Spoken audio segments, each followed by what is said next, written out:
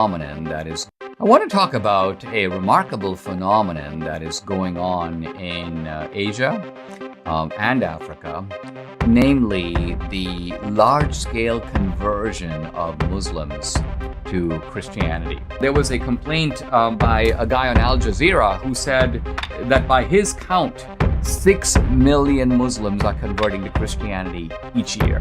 Christians have been saying two things. Number one, God is eternal. Eternal meaning not living forever on and on and on. Eternal in the sense of outside of time. And this concept of eternity, which seemed from a scientific point of view incoherent, now makes complete sense. If God is outside the universe, He's outside of time. Far from being unable to escape God, there is a very real contingent of non-believers, and I would count myself among their number, who are unable by any means to discover Him, who seek and do not find, who knock and receive, as it were, no answer. I think it would be great if God existed. I really do. I would absolutely love to escape death. I would relish being the recipient of unconditional love. Less selfishly, I would love to be able to worship that which deserves to be worshipped. I just don't think it's true. Now, try as I might, look where I can, I find no response, no hint, nothing.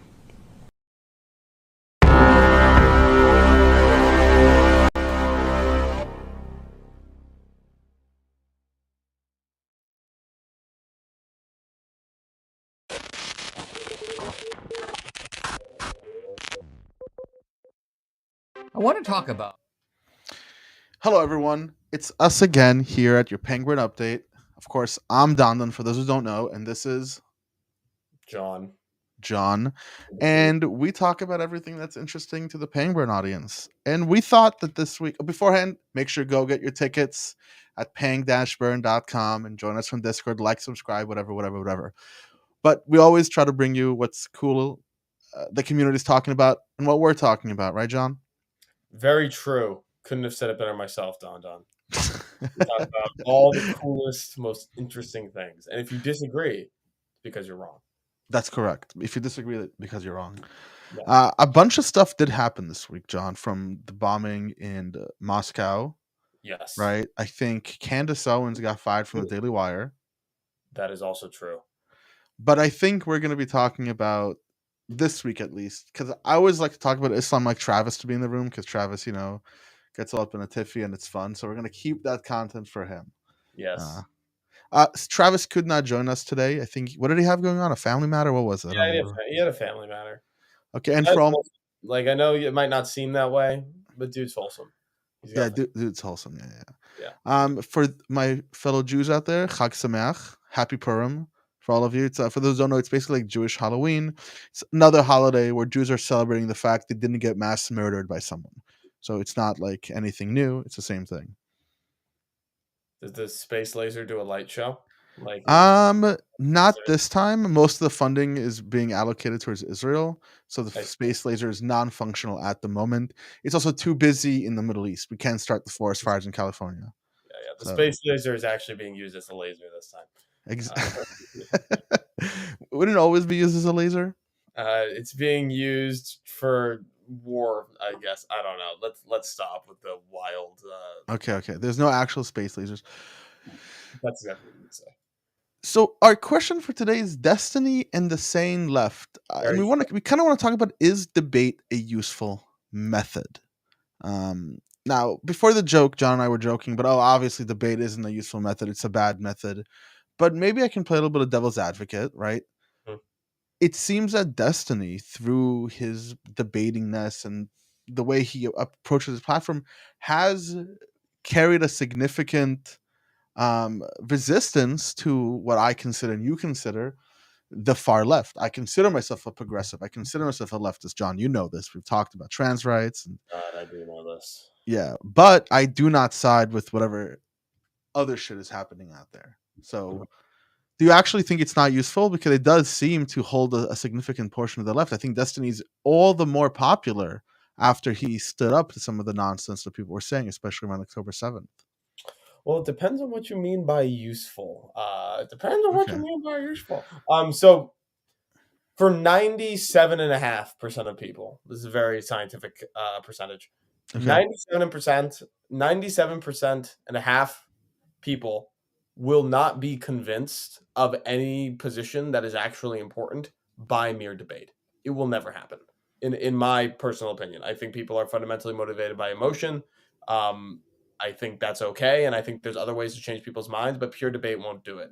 I think most of Destiny's audience were not like one-time progressive, wild-eyed people who like saw the light and moderated a little bit because, you know, they saw Destiny's 1-hour podcast on something. I think they felt left by the left themselves already and are just very happy that somebody is giving them a competent voice to represent them. And I think that's a good thing. And I guess so. If you want to talk about changing minds, I don't think debate is super useful. I don't think it's the best thing you can do. You want to change minds, use propaganda. That's what the pundits won't tell you because they're the ones doing it. But if you mean useful because it creates interesting content for like us to talk about and it provides a type of avatar for this school of thought, sure, it's useful in that way. But you know what's interesting? We're talking to an audience right now that most of them became philosophically minded, politically minded because they watched debates, whether it be Sam Harris and Lawrence Krauss sitting on stage and debating against whoever it might be. Right? This is one of the things that we have seen that took us here. I remember being younger and watching The Atheist Experience with Matt Dillahunty just dunking on creationists and like muting them on the phone. I think I actually learned a lot by watching that.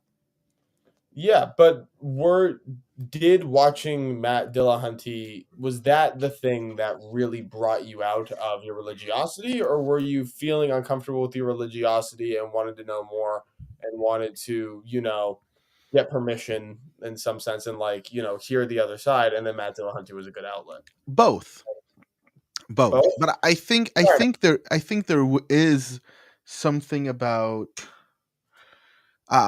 a type of sophistry about debate, and that sophistry is about the audience, right? It's like the way in which a bully gets people on his side. Yep. Right? It's the way in which, so pundits, like for example, when a pundit will bring on someone to talk to, they'll bring on someone they can easily like box around, right?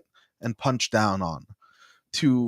That is a type of propaganda. Don't you agree? Well, of course. Yeah. I mean, there's some debates that are meant as slaughterhouses, for sure. Now, I would say that for me, when I came into Pangburn, I came in a very similar way that you did. I watched the Jordan Peterson, Sam Harris debates, and I was coming out of atheism at the time. So I was kind of looking for like decent. I mean, I know nobody thinks Jordan Peterson makes good arguments, and that he gives world salads. I'm aware that that's what the people think. But, you know, my motivation wasn't that, like, I'm a hardcore atheist and then Jordan Peterson made good enough arguments and it just changed my mind. No, I was looking for arguments. I was looking for a representation of the other side that I thought was reasonable or, like, somewhat okay at the time as the edgy 15-year-old that I was.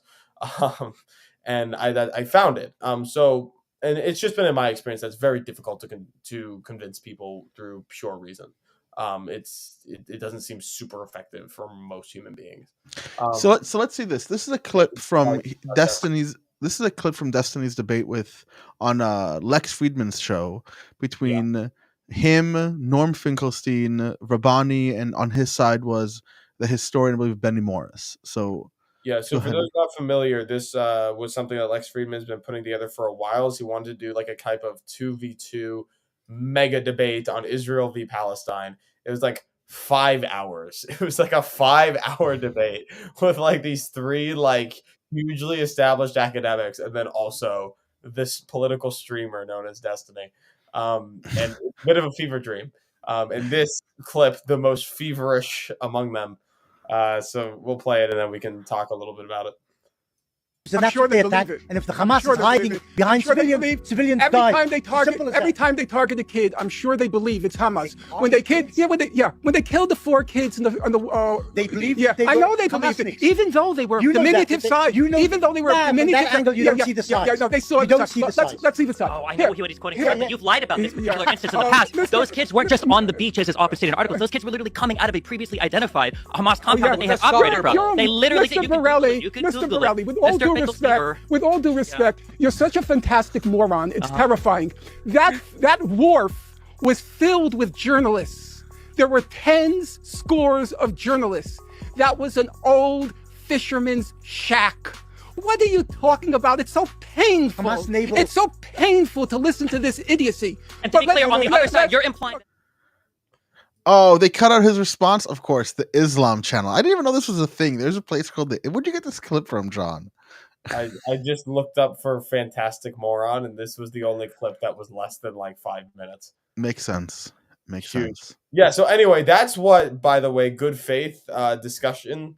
no, not good faith, but yes, these are the fruits of reason and debate. This is the very effective methodology, as we see. But I think that this is because of. Did you watch the debate? I've watched like an hour and a half of it. Yeah, I watched parts, but I haven't watched it fully. But from the hours here that I watched and 30 minutes there, I think Norm was being really bad faith. He wasn't addressing what Destiny had to say. Obviously. He's calling him a moron. Fantastic moron, yeah. No, it gets worse. Brunelli, like at one point he went on like a 40-second wind up to insult him. He was like, Destiny, I know about your history. I know that you're a streamer. I know all this. I know all that.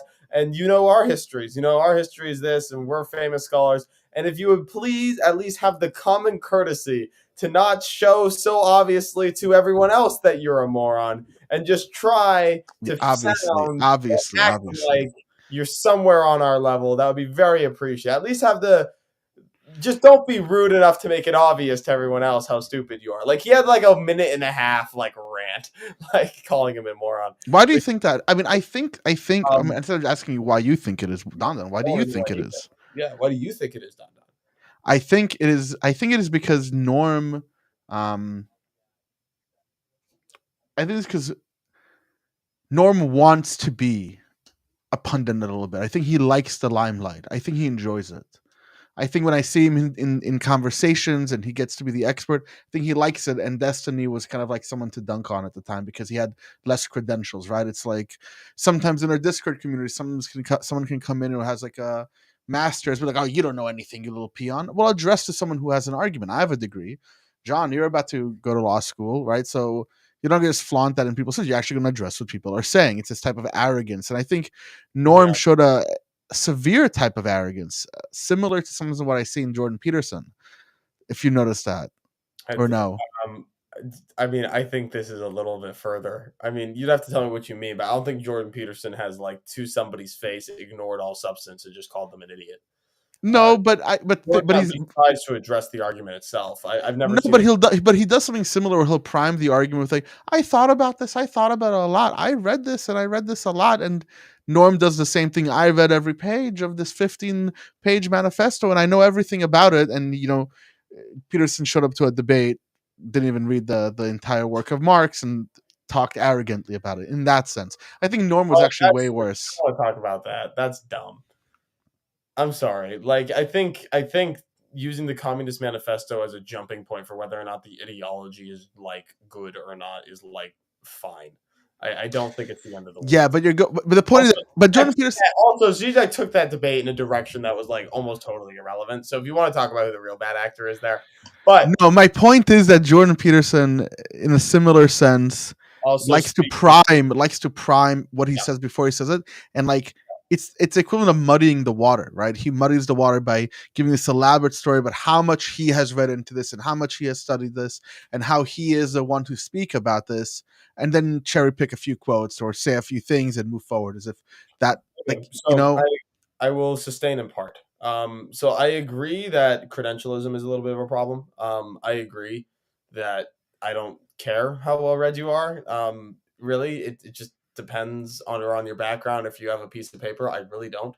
I care about the quality of your argument. It doesn't really matter who it comes from or where it comes from, to a large extent. And if you have expertise, if you have higher credentials, if you have an expert piece of paper that shows how much smarter I am than you, then you should be able to use that credential to make a better argument. You shouldn't have to use the piece of paper of itself as a shield.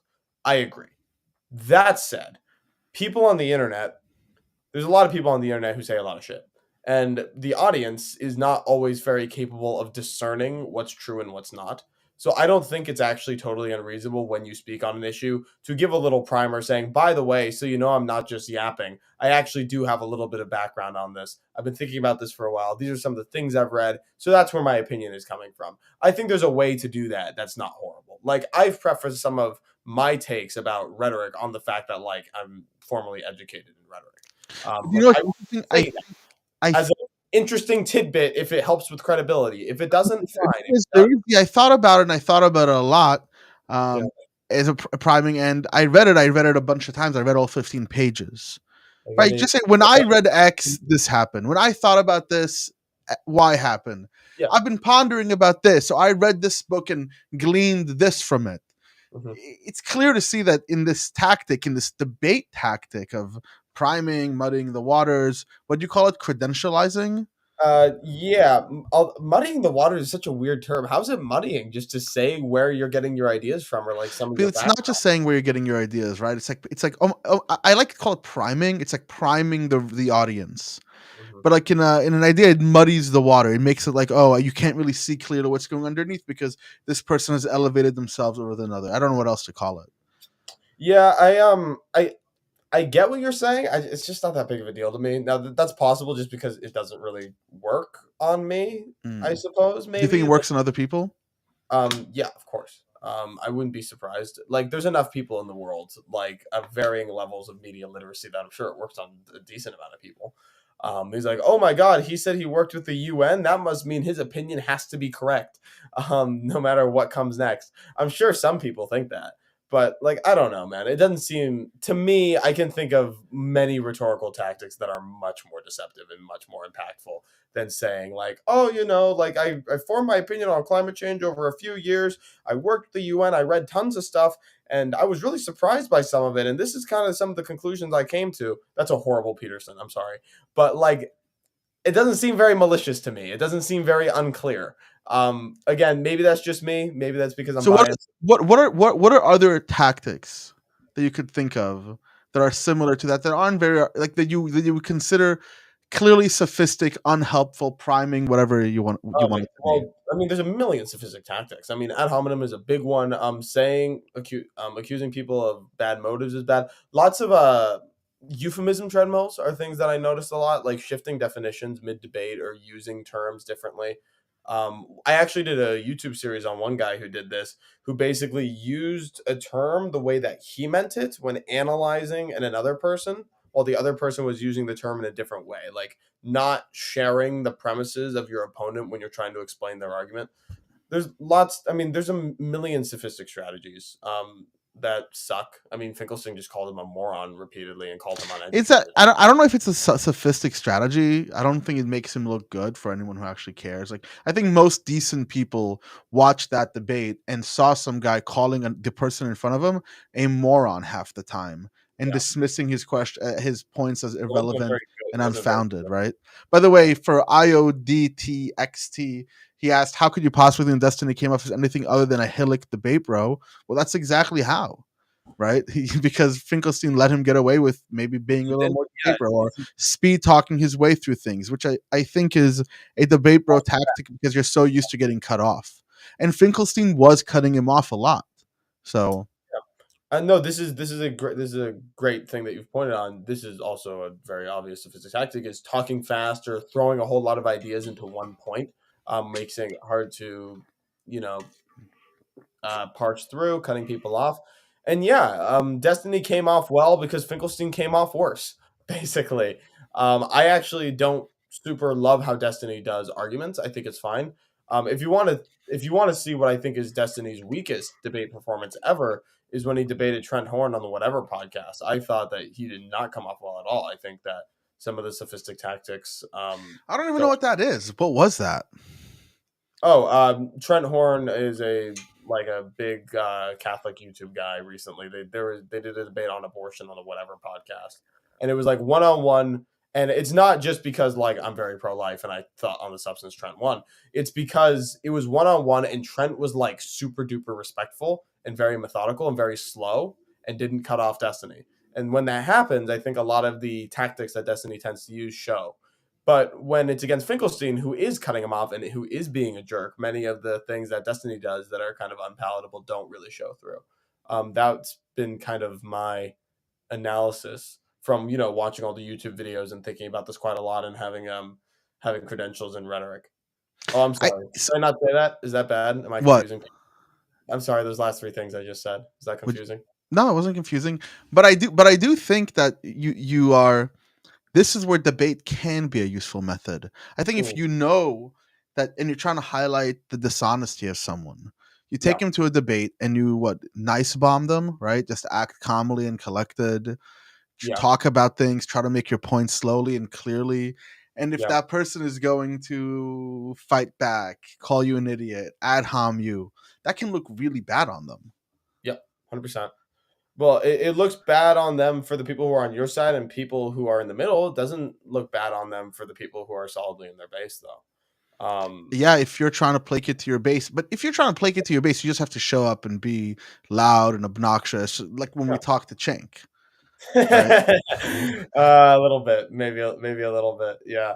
But no, that's okay. So if I was dragging on Destiny, I do not. I'm kind of neutral on him. I think that he's more reasonable than the other guys. I think that he makes decent points.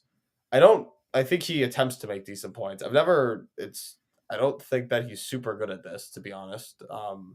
But I don't think that's because he lacks skills. I just think that's because he's wrong, and it's hard to win when you're wrong. But like, I know that sounds like an asshole thing to say, but like, really, like that's genuine opinion. I think you should try to step out of that, because there have been other times where you probably had a different opinion and disagreed, and the question then becomes that how do you evaluate whether someone did better in a debate or not? Yeah, no, I do think that Destiny has high skill. Like, that's not what I'm saying. I think that I think he has high skill in debate, and I think that's why he's so popular. This is what we were saying earlier, is that there's a lot of people who are definitely not right wingers, but who are all definitely not like progressive Bernie bros, who like just kind of need a home. And Destiny is the home for everybody who likes using a computer, for all the people who feel that way. Because, he's a sane voice, he's a competent voice, and he's willing to go up against the avatars of everybody who I disagree with. Like the progressives, he'll fight them. Ben Shapiro, he'll fight him too. And that's what people really want to see. They want to see their avatar and their champion fight the opposing avatars and champions. It's emotionally rewarding. It creates a feeling of security in you. You don't have to do the arguments because your champion is doing the arguments, and you can watch them and know that that the arguments are being won. Like, again, I don't see debate as like super really for convincing people. It's more like just gladiator matches or WWE. Yeah. We were actually talking last night in the Discord server with someone who just jumped in, and we were talking about debates being good. And what's interesting that every turn we took, we got to the same point where even if there is a benefit to the debate, that benefit could have been achieved without all the negative externalities that debates have, especially in modern internet culture. Modern internet culture debating is borderline abusive. If you watch like more low level podcasts, or you jump in Discord rooms, you will just see people getting bullied over and over and over again. Right? But we saw it even on the biggest one with the Lex Friedman podcast, right? Yeah. 100%. What other ways could you achieve the benefits? I'm curious. Well, good, helpful discussions. I suppose. Right? Yeah. Good faith, steel manning, even debates within a decorum, like rules, formal debates as people call them. Mm-hmm. I actually find the disdain for formal debates really frustrating. I think that formal debates give the opportunity to create a functioning disagreement in a battle sort of way, right? And that started breaking apart during the rise of the internet. Yeah, it's a representation, fundamentally. That's what a debate is. Like, it's not super much there for any of the debaters to convince each other.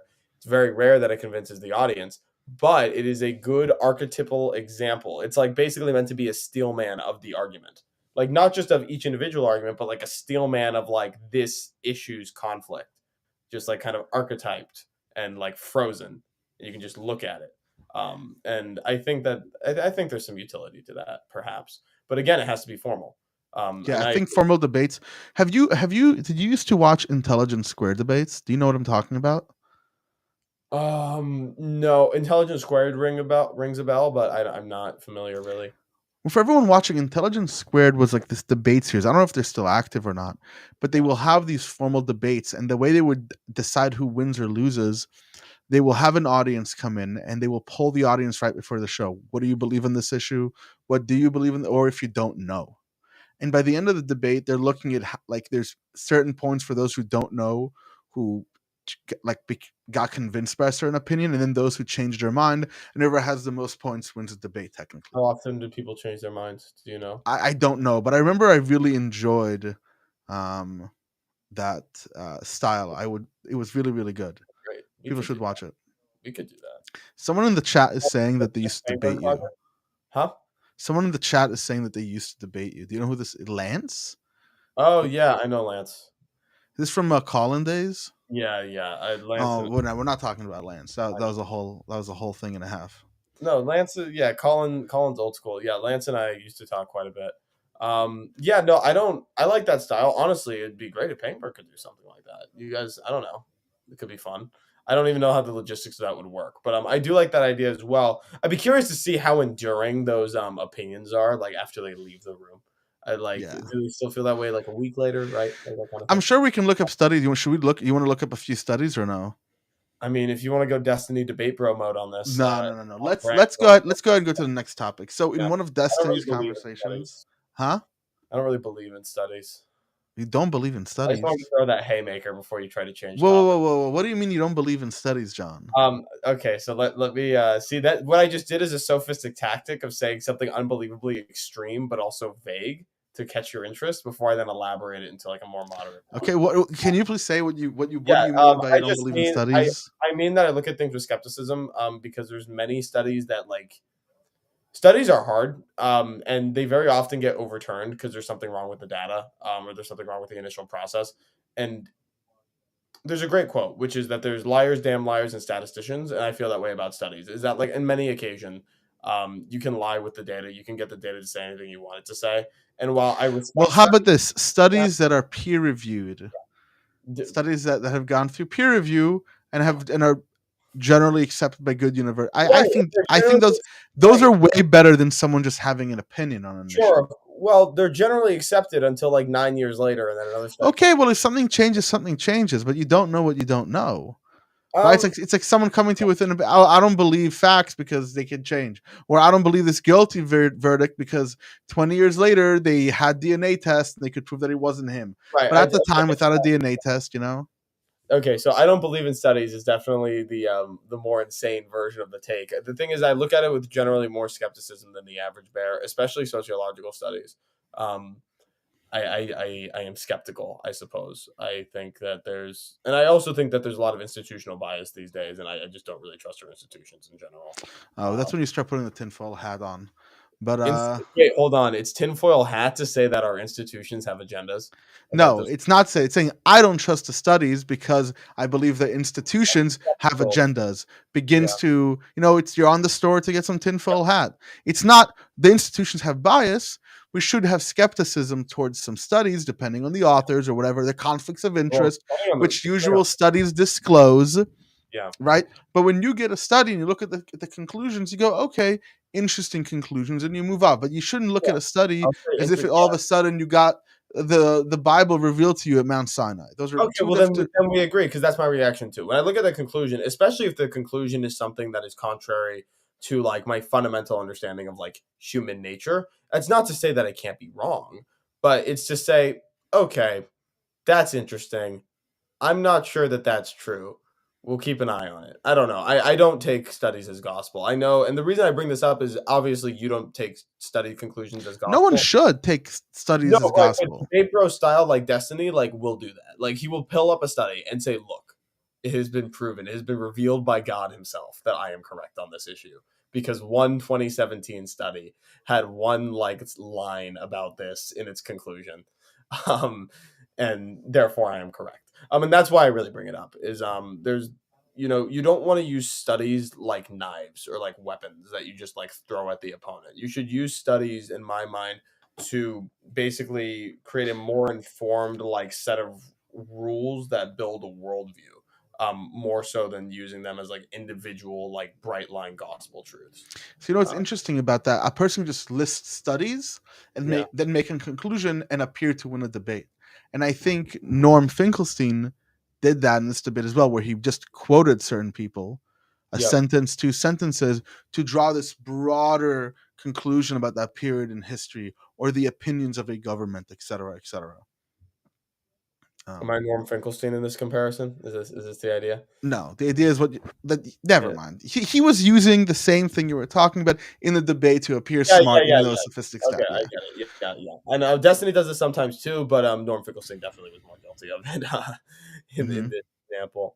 But Destiny did not only talk to Lex Friedman. He's been everywhere. Again, he talked to Trent Horn. For any of you who are interested in abortion, watch that debate. It's very, very good. It's very, very good.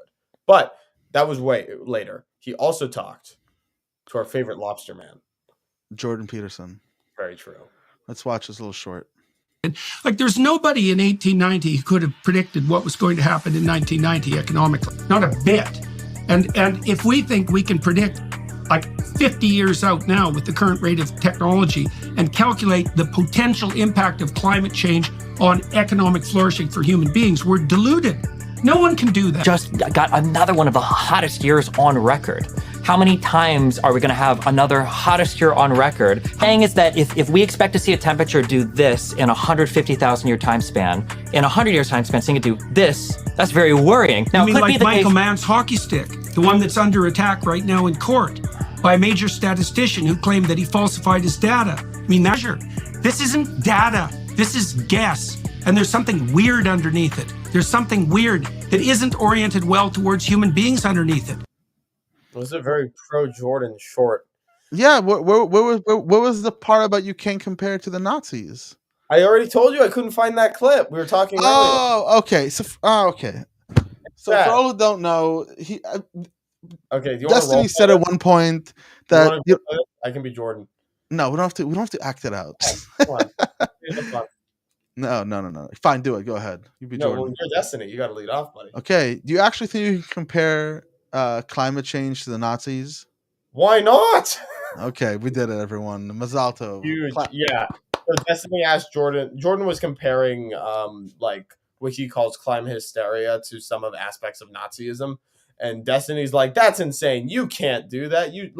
Well, what he actually said is like, you can't seriously be comparing them. You know you can't do that, right? And Jordan's like, well, why the bloody hell not? And then the clip cuts, and it's hilarious. I found it 3 days ago, and then it scrolled by into the ether of the doom scroll, never to be seen again. Correct. Just like most things we learn on the internet. Yeah. So there's two issues here. There's one, which is what Jordan was actually talking about, which I think is actually a good point, that a lot of the models about the economic damage of climate change assumes like a kind of normal, like a normal technological and economic advancement, because what else are you going to assume? And there's a real problem with that, because human beings' technological advancement depends on need. And Jordan's also point is that, like, technologically speaking, like, we can't predict ourselves at all. So trying to take climate change... I got to stop you here. Well, we can't predict ourselves at all. We can absolutely predict ourselves. We use these predictive models to do tons of shit. Okay? Mm-hmm. So we can predict ourselves. That's the thing that we do. The thing we do as businesses. This is what our models are built to do. This is what's the hallmark of modern society, is our ability to not only predict ourselves, but predict our environment. So okay, well, let me make a more limited case than Jordan then. What Jordan was saying is that we can't predict where we'll be technologically in 50 years, and therefore every model predicting economic damage from climate change is basically moot, because it can't incorporate that. I'll make a slightly more reserved argument. Is like, I've read the UN stuff. I had a project on it. Oh no, I'm sorry. Did I muddy the waters there, Don? No, go ahead. Keep talking. And one of the lines is that it predicts normal, like normal and steady economic growth. That's insane. The reason it's in like economic and technological growth, I could find the quote, but that's insane. And the reason that's insane is because human beings innovate and respond to need. If our model for economic damage assumes that human beings aren't going to reactively increase innovation or reactively increase building of difficulties, then your model is dog shit, quite frankly. So that's the kind of stuff that Jordan's really talking about. So it's interesting because the models that I've read, yeah, speaking with different grad students and PhDs on the topic. Dude. Did I muddy the water over there? I've been mocked so over. His credentials are bigger than mine. Is that when they predict these models, they're not just predict the reason they keep a steady economic growth, because that's what you do. You assume the trend, right? Because you have to, but it's just not. One second, but one of the things that worries them isn't necessarily the fact that there's going to be an increase of degrees and it's going to lead to things being hotter. They're thinking about a change in the areas in which farming is done, and the rapid growth by which that is changing. Because whether we like it or not, right now the areas of the United States and the economies that are dependent on farming and agriculture, if those areas no longer seem to function properly for growing that fruit or that wheat or that corn, because of the temperature shift, that's going to be a serious issue. One that there's going to be specific challenges for. Slowing down that process is something that we should care about. And I think that Jordan Peterson is waving that away a bit too much. It's a little too it is by far minimizing something that there is good evidence not to minimize. Just because there is things that we don't know, which are always going to be things that we don't know, but the things that we do know show concern. Yeah, pundits always tend to do this, and Jordan's no exception. The bad points for you, you hand wave away very, very cavalierly, and I'm sure that I'm guilty of it myself. I'm sure that I've done it. First of all, that's a better argument. It's much more convincing to me as a temperamentally conservative human. Instead of say we know that in 50 years this is what the GDP is going to be, assuming this economic growth rate that's impossible. That's that's not convincing. But if you say something to me like, here are the type of things that 2-degree issues are going to that 2-degree increases are going to create. All of our farmland is going to have to move, probably. All of this is going to have to change. All of this is going to have to change. How are you going to do that? That's much more convincing to me, because that is an approach that doesn't act like it has all the answers, but rather poses really difficult questions. That's the difference between the sane left, quote unquote, and then we like the radical left, or when we talk to temperamental, normal conservatives like you, and then radical conservatives who talk about how Donald Trump is still running the country. And this is something that I think, It's so true. No, here's the real theory. Joe Biden is working for the Pope. For those of you who have seen those memes, it's very true. He took down the trans flags outside of the U.S. embassies. I'll take care of it, Your Holiness. Joe Biden, Irish Catholic, in total control. I'm sorry, I can't. I'm tired. I apologize for going. And I think that this is something that is reemerging specifically after October 7th. Mm-hmm. You don't disagree? I think that one of the things that's happened under October 7th is a lot of the radicals left has kind of found itself at odds with more mainstream people on the left who care about democracy in the United States, who care about liberal values, and we have actually found, again, more Holman compatriots like you, moderate conservatives who care about democracy, who care about liberal values, who support organizations that are for women's equality, stuff like that. So what are you shaking your head? I'm just messing with you. I mean, democracy representation is representative government is good. That's what democracy is, representative government is good. Legal equality of women in almost all things is good. Although, when you look at some of the military rape statistics, I get a little bit, you could convince me. Maybe not so much equality there. But by and large, I appreciate the compliment that you think I'm normal. It's very nice of you to say. And I definitely agree. I think that you don't think you fall within the norm of American conservatives. You think that you are an outlier with your opinions or your temperament towards issues. I mean, I don't know. It's hard to tell compared to boomers. I know I'm to the right of old school conservatives for sure. For sure. But I'm definitely to the. I mean, well, you don't want to see the system burn. You don't want to break it down. It depends on what you mean by the system, but no. You never listen to Rage Against the Machine or whatever it might be, or any type of The system is such a vague phrase on. Okay. Oh, John just disappeared on me, everyone. He just absolutely cut out. Maybe he clicked the button by accident. Maybe he who knows what he did right now. Maybe his internet cut out. Maybe his computer glitched off. So I don't really know what he was going for, but I guess I will continue nonetheless. Let me see what's been happening in the comments. Oh, Lance is going off in the comments. So apparently John's laptop died. He's going to plug that in and come back to us. So let's see. Lance. Lance, no one is ignoring you. We're just having a conversation. I just kind of waved it away. Oh, Lance from calling. I remember you, Lance. Good seeing you. Hope you're enjoying the show. What I'm going to do right now, I'm going to run an ad. Guys, it's actually a good deal. The app helps us. It helps you. So if you do need a VPN, go ahead and get on this sweet deal.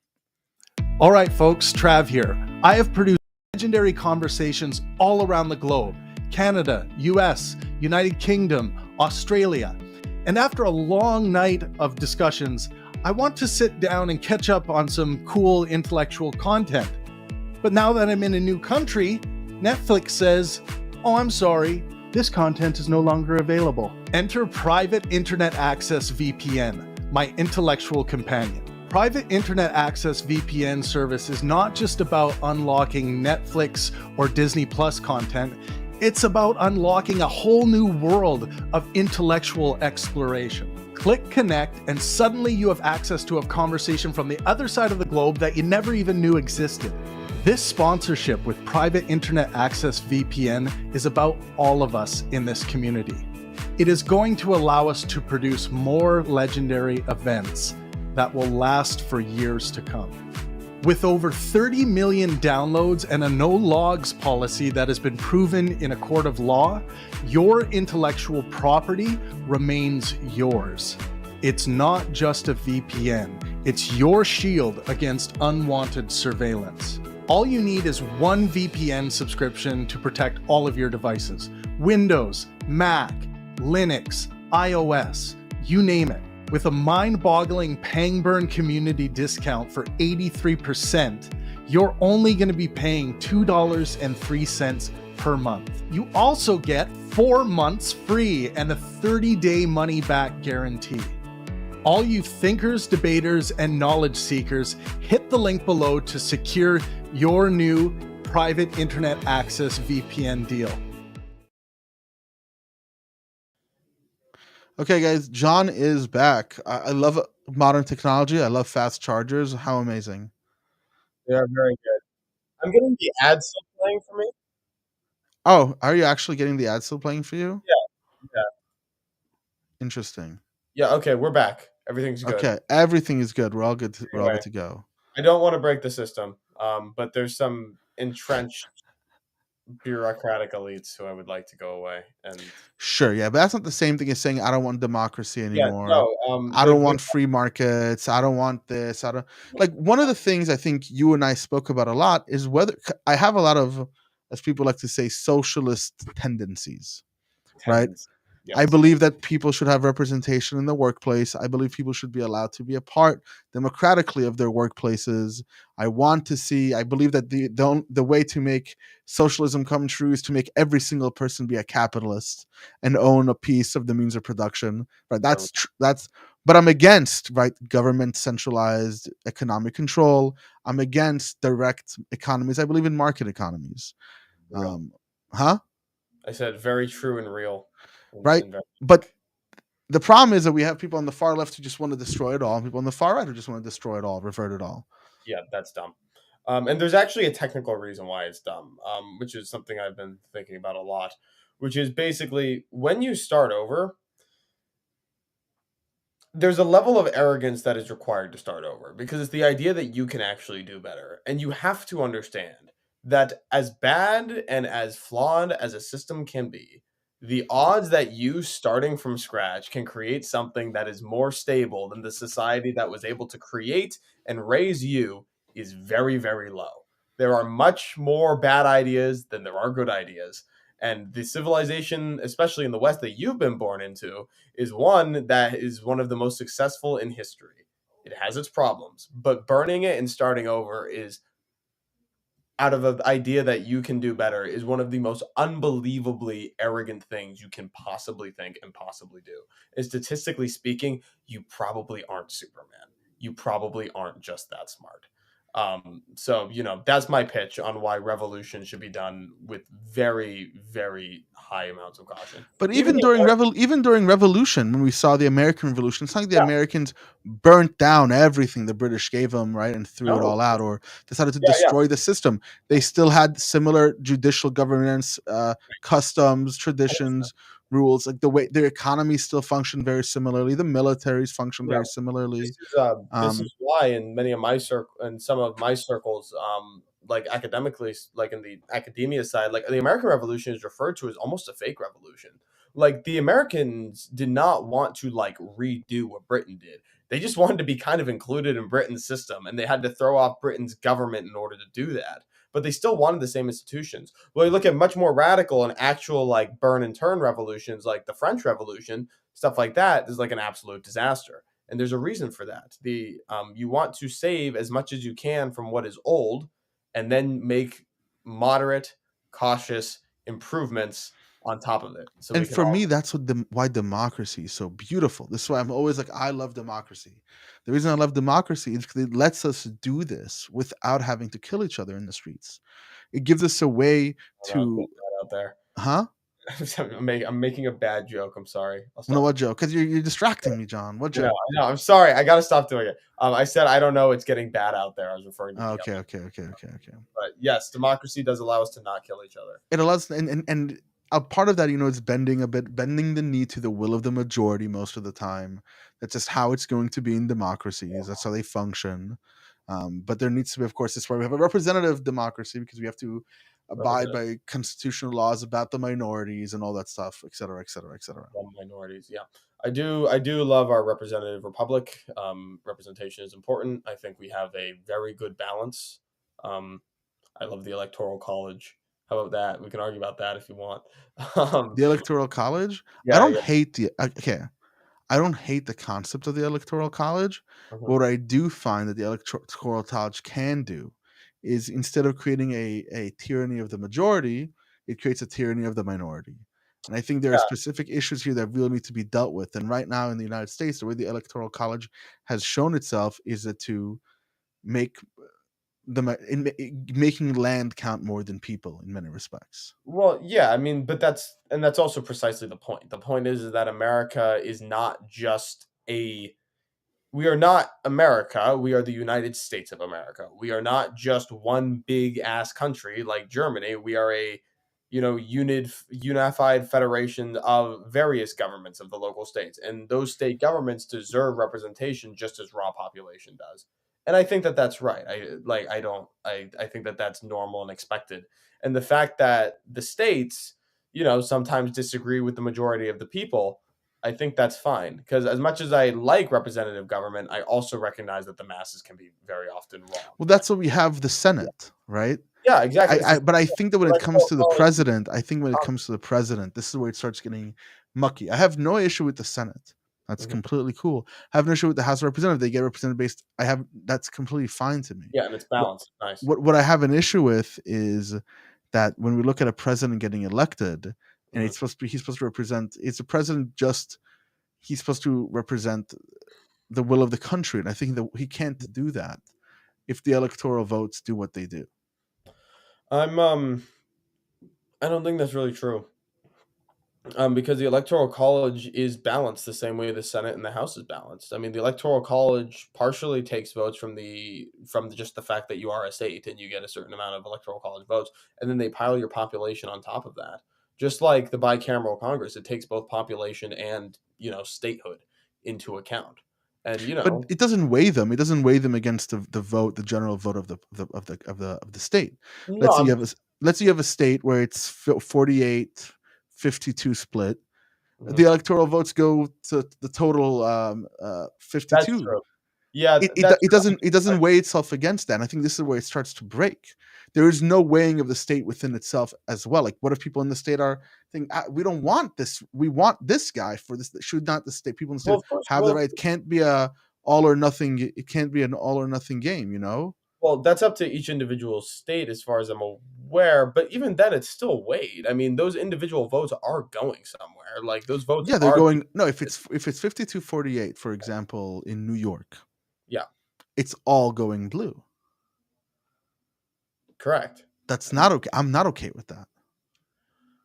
I think that's wrong. Yeah, I think it's up to each state how they do that, though. How they I know it. Sure. That's why You there's want to say, different. but that's yeah. If you want to say that states should, like, I don't know, have more delegates and split it up a little bit more evenly or something, like I'm not totally You can have the electorals. You can split up the electoral. Maybe there should be a weighted average where the total went to this, and you cut it by half and give some electorals to this. That should be the proper way to do that. And sure, it could be state by state, but I think there should be some type of where the states agree that this is how we're going to do it for fairness. Because what I don't want happening is that a minority of people get, quote unquote, their way because they live in a state with less population. Yeah, I think as long as that to me doesn't take into account what we spoke about. It's not just a country of states; it's both a country of states and a country of people. So I agree. I think as long as it's state by state, I think you're recognizing the federated nature of the United States adequately. This is total left field. But what you were speaking on about how I don't want to burn things down, and neither do you. I agree. And I do think that there's, this is so fucking played out, but very loud minorities, especially on the internet. And Destiny very much does represent the more normal side of the left. And I think there's representatives of the more normal side of the right as well. However, going off of this Jordan Peterson conversation, you wouldn't really know that. I do want to talk about the meme clip for a second. I want to get your take on this. Also totally devoid of context, so that makes it more fun. Is Jordan somehow comparing some aspects of Nazism to some aspects of like the modern climate change concern movement? We've been talking about how there are extremes on both sides, and even extremists with good intentions. Maybe there's something there, but I'm curious. Do you think even if in some narrow way there's a similarity, do you still think the comparison? I mean, the only narrow scope I can see is like we gotta take control and use governments, like authoritarianism. Sure, there's so many flavors of authoritarianism that comparing these two or even invoking them in the same sentence is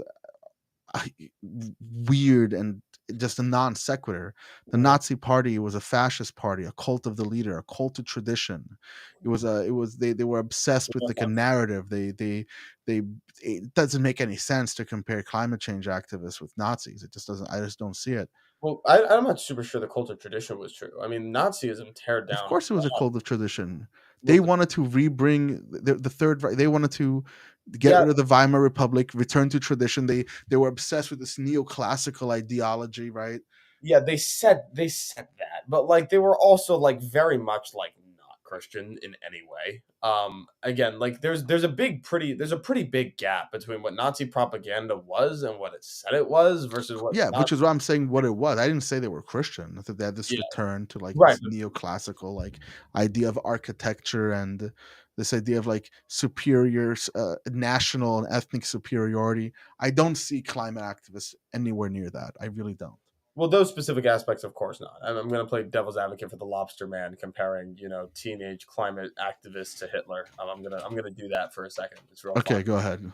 On the show, which is basically ideologies are powerful, and you can be swept up in them very easily. You can be a product of your culture. I have no idea if he said this. I'm just steel manning his argument the best I can.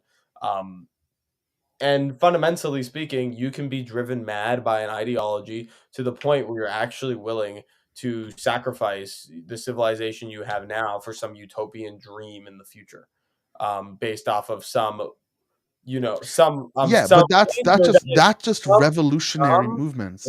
Some danger that is fundamentally imaginary. Yeah, but that would just be revolutionary, burn it all down systems. But I'm saying, to compare that to climate activists or climate whatever that is. Hysteria. I mean, he is climate hysteria. He's been on his show. He's talked to people who are worried about climate change. Like he's not. No, I'm aware, but it's not what I'm saying. I'm saying, but to compare that hysteria to Nazism, it's the you lose a debate because you invoke the Nazis trope. I just don't know how else to see it. It doesn't really make sense. Yeah, this is interesting because I'm not actually. This is one of the things I don't have my mind made up on. So I get the idea. It's basically the idea that it's more prejudicial than probative. It's like, okay, fine, there is a similarity here, but you can compare it to something else without like that does the job without being so unbelievably prejudicial. Let's say we can compare apples and oranges as they're both fruits. Yeah, but we're still comparing apples and oranges. Versus, I could compare the apple and a red dwarf star as well because they're both red. Oh, they have. And honestly, have you not seen Granny Smith apples? Green. Yeah. Is it? But like, is it appropriate? Should that be the thing I even do? Exactly. Should you? I don't think it. I think it's just like I said the word Nazis, climate activists, and Nazis. It reminds me of like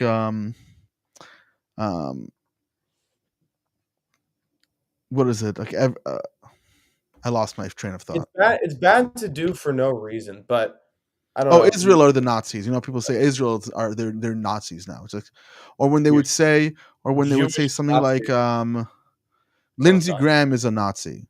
Lindsey Graham is not a Nazi. Okay? For anyone out there who thinks Lindsey Graham's a Nazi, Lindsey Graham was not a Nazi. Okay? Richard Spencer was a Nazi. Okay? There's two different things. You can say, I don't like Lindsey Graham. I don't like his politics. I even think he's fascistic. Doesn't make him a Nazi. That's not as effective though, Don. You see, it's not as political. Yeah, it's not effective. It's Lindsey not Graham useful in the sophistic debate. John, but I got to stop us because we have reached an hour. Bro, the show is over for everyone. You can't do this to me. You know I can do that. I can stop you from talking. You can talk all day anyhow. You know how much I sacrificed? Can I get like 30 seconds? Go ahead, 30 seconds, my brother. Okay. So on the Nazi thing, you shouldn't do it if you don't mean it. But I do think that people should be allowed to express their extremity. I think Jordan Peterson's extremity is misplaced. However, in the pro-life movement, people will very often compare the numbers of the Holocaust and the act of dehumanization to what is happening to unborn children in the womb, the systematization, how the numbers are, the euphemisms, the depersonalization, stuff like that. And I think if you actually mean it, if you actually mean what you're saying, if you are very intentional with the comparison, you're not just doing it for shock value, but you're doing it to genuinely convey your position on how extreme what is happening, you should use the comparison. But you should use it with the due seriousness and extremity that the comparison actually entails. And I'd have to watch the whole show, but Jordan likes to play fast and loose, so I'm sure he's genuine, but maybe I'll question his judgment on that one. Well, everyone, join us on Discord. It should be in the link. If it's not in the link, you can probably look it up. Pangburn Discord. Let me post it actually. Yeah, hit the like. Go ahead, John. Take a minute. I always fuck this up. You do it. I know. It looks like this. I know it's hard. It looks like this. You got to tap it like that. Also hit the subscribe button, because if you do, then we'll be better friends. It'll make me happy. Yes, I just posted the link in the chat. Please, Lance, you want to come talk to us? Come talk to us at the Discord. Unfortunately, you can't this show is not like a call-in. You can just jump in, say whatever you want.